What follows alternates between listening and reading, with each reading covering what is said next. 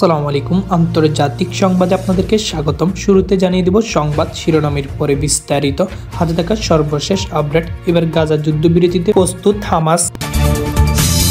এরপরে জানিয়ে দিব ইসরায়েল ও হিজবুল্লাহ যুদ্ধবিরতি চুক্তি নিয়ে যা জানা যাচ্ছে। আরও জানিয়ে দিব ইসলামাবাদে বিক্ষোভ কর্মসূচি প্রত্যাহার করল পিটিআই। সর্বশেষ জানিয়ে দিব হিজবুল্লাহ ও ইসরায়েলের যুদ্ধবিরতি শুরু। শুনছিলেন সংবাদ শিরোনাম, এখন বিস্তারিত।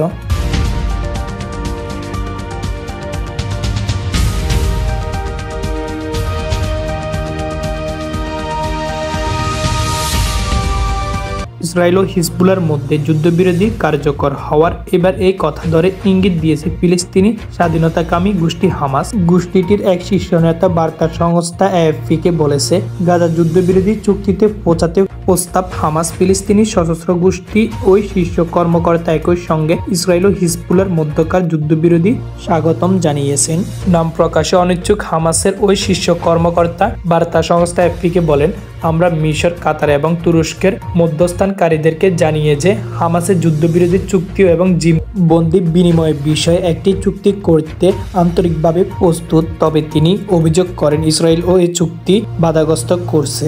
লেবাননের যুদ্ধবিরতি কার্যকর হওয়ার পর মার্কিন যুক্তরাষ্ট্র এবং ইসরায়েলের কর্মকর্তারা আশা প্রকাশ করেছিলেন যে হিজবুল্লাহ সামরিক সমর্থন হারানোর বিষয়টি হামাসকে শান্তির জন্য সমঝোতা আসতে চাপ দিবে। তবে জেরুজালেমের মতো হামাস দীর্ঘদিন ধরে যুদ্ধবিরতির পক্ষে থাকার দাবি করলেও তারা জিম্মিদের নিয়ে ইসরায়েলের দাবিগুলো মেনে নিতে অস্বীকার করেছে। গাজায় সেনা অবস্থানের বিষয়ে ইসরায়েলের দাবি একটি বড় প্রতিবন্ধকতা সৃষ্টি করেছেন এবং উভয় পক্ষে অচলাবস্থা দেয়।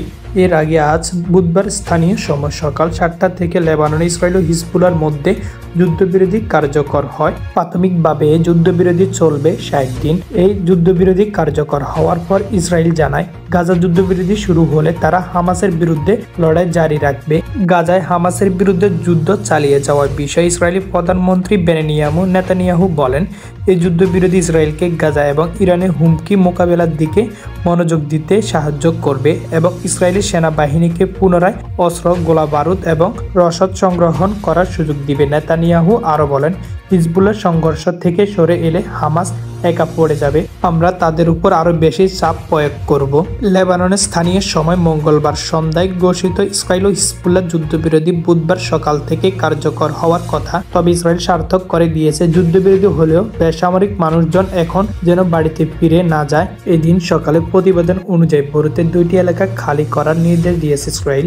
যুদ্ধবিরতি শুরু হওয়ার মাত্র কয়েক মিনিট আগে আবারও বোমা হামলার খবর পাওয়া গেছে। তবে এই চুক্তি বজায় থাকলে এটি ইসরায়েল ও ইরান সমর্থিত মিলিশিয়া গোষ্ঠী হিজবুল্লাহর মধ্যে 1 বছরের বেশি সময় ধরে চলা যুদ্ধ অবসান ঘটাবে। দুই পক্ষের মাঝে চলমান এই যুদ্ধ তীব্র হয়ে উঠে গত সেপ্টেম্বর মাসে, যখন ইসরায়েল ও বোমা হামলা বাড়ায় ও সীমিত স্থলে অভিযান শুরু করে। এখানে উল্লেখ, যুদ্ধবিরতি শর্ত অনুযায়ী ইসরায়েলি বাহিনী আগামী 60 দিনের মধ্যে লেবানন থেকে সরে যাবে এবং এই সময়ের মাঝে হিজবুল্লাহ পরবর্তীতে লেবাননের সেনাবাহিনী মোতায়েন করা হবে। যুদ্ধবিরতি চুক্তির কারণে ইসরায়েলের প্রধানমন্ত্রী বেনিয়ামিন নেতানিয়াহু মঙ্গলবার হিজবুল্লাহর সঙ্গে যুদ্ধবিরতি ঘোষণা করেন।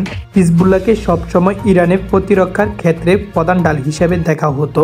পাকিস্তানের রাজধানী ইসলামাবাদের বিক্ষোভ কর্মসূচি প্রত্যাহার করেছে ইমরান খান দলের পাকিস্তানি তেহরিক ইনসাফ পিটিআই। আজ বুধবার ভোরে দলটির শীর্ষ পর্যায় থেকে এই ঘোষণা দেওয়া হয়। ইমরান খানের নির্দেশনার ভিত্তিতে পরবর্তী পদক্ষেপ ঘোষণা করবে জানিয়েছে দলটি। বুধবার পিটিআই কেন্দ্রীয় মিডিয়া সেলের এক বিবৃতিতে বলা হয়েছে, সরকারের বার্তা এবং সাধারণ নাগরিকদের জন্য রাজধানীকে একটি খাইজখানা পরিণত করার পরিকল্পনা কথা মাথায় রেখে আমরা আমাদের শান্তিপূর্ণ প্রতিবাদ কর্মসূচি সাময়িক স্থগিত ঘোষণা করছি। এখন পর্যন্ত 8 জন কর্মী নিহতের খবর পাওয়া গেছে বলে জানিয়েছেন দলটি।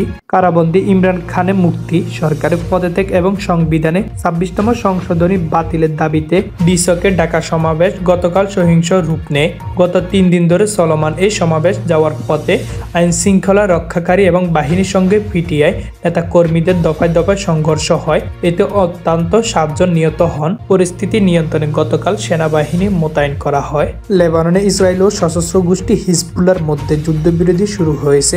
আজ বুধবার স্থানীয় সময় ভোর 4টার দিকে দুই পক্ষের যুদ্ধবিরতি শুরু হয়। মার্কিন যুক্তরাষ্ট্র এবং ফ্রান্সের মধ্যস্থায় এই যুদ্ধবিরতি সম্মত হয় দুই পক্ষ।